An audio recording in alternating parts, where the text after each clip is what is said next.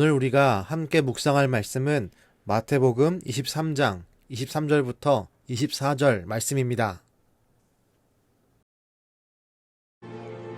화 있을진저 외식하는 서기관들과 바리새인들이여, 너희가 박하와 회향과 근체의 11조는 들이되 율법에 더 중한 바 정의와 긍휼과 믿음은 버렸도다. 그러나 이것도 행하고 저것도 버리지 말아야 할지니라.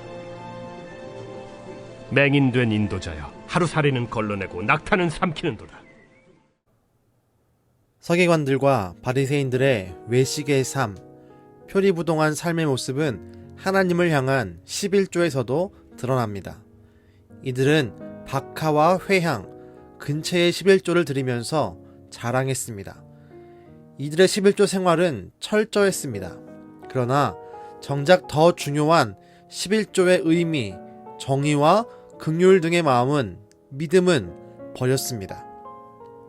이들에게 11조는 내게 있는 모든 것은 하나님이 주신 것입니다 라는 고백이 아닙니다. 이들에게 11조는 누군가에게 자랑하는 도구였고, 자신들의 종교성을 드러내고 높이는 데 사용되는 방식으로 전락해버렸습니다.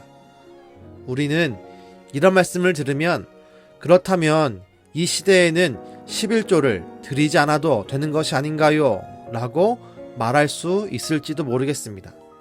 그러나 우린 예수님이 하신 말씀에 귀를 기울여야 합니다. 예수님은 뒤를 이어 23절 후반절에 이렇게 말씀하십니다. 그러나 이것도 행하고 저것도 버리지 말아야 할지니라. 예수님은 분명히 말씀하십니다. 서기관들과 바리새인들이 하는 11조는 잘못되었다. 겉으로 보기에는 온전한 11조처럼 보일지라도 그 안에 있어야 할 핵심적인 정신, 신앙 고백이 빠져 있는 것이다. 하지만 그렇다고 11조를 폐지하는 것은 옳지 않다 라고 말입니다. 진정한 믿음의 태도는 11조를 하면서 그 안에 진정한 11조의 정신과 신앙 고백을 회복해야 하는 것이다 라고 말씀하는 것입니다. 우린 이 말씀을 꼭 기억해야 됩니다. 교회 내에서 11조에 대한 설교나 말씀들이 때론 우리에게 부담으로 다가올 때가 있습니다. 그러나 11조는 우리의 신앙 고백이 담겨있는 헌금입니다. 우리가 드리는 11조가 서기관들과 바리새인들처럼 정확한 11조, 금액에 대한 분명한 11조의 모습으로 나타나야 합니다. 그리고 동시에 우리 마음에는 선한 신앙 고백이 자리 잡혀 있어야 합니다. 내게 있는 모든 것은 하나님께로부터 왔습니다 라는 고백입니다. 하나님을 창조주로 인정하며 내 삶의 주인으로 선포하는 아름다운 신앙 고백의 행위입니다. 또한 11조를 드린다는 것은 10개 중에 하나를 대표적으로 상징적으로 드림으로 내 삶의 전체를 하나님에게 드린다는 헌신의 고백이기도 합니다. 이런 고백이 회복될 때 우리에게 11조는 부담스러운 것이 아니라 오히려 내가 받은 그리고 누리고 있는 은혜와 축복을 보이는 아름다운 영적 헌신의 증거가 되는 것입니다. 우리는 11조를 드리며 그 안에 있는 바른 정신과 신앙 고백을 회복합시다.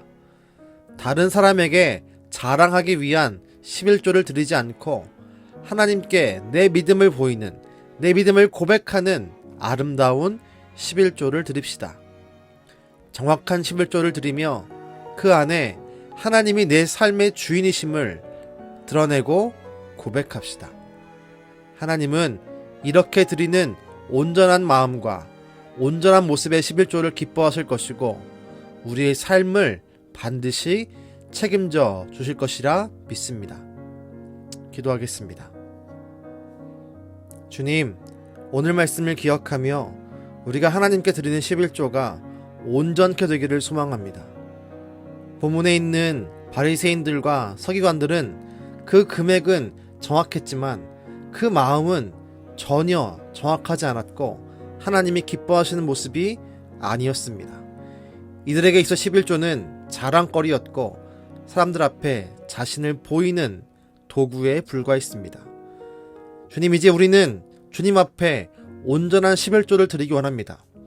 서기관들과 바리새인들처럼 금액도 정확하지만 동시에 그 드림의 마음 가운데, 그 드림의 손길 가운데 바른 정신과 거룩한 신앙 고백을 회복할 수 있기를 소망합니다.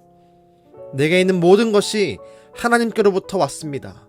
이 고백이 우리가 하나님께 드려질 때마다, 11조를 드려질 때마다 우리 마음속 깊이 자리 잡게 도와 주시옵소서. 우리의 이와 같은 온전한 11조를 기뻐하시고 우리의 삶을 책임지시는 예수님의 이름으로 기도드렸습니다. 아멘.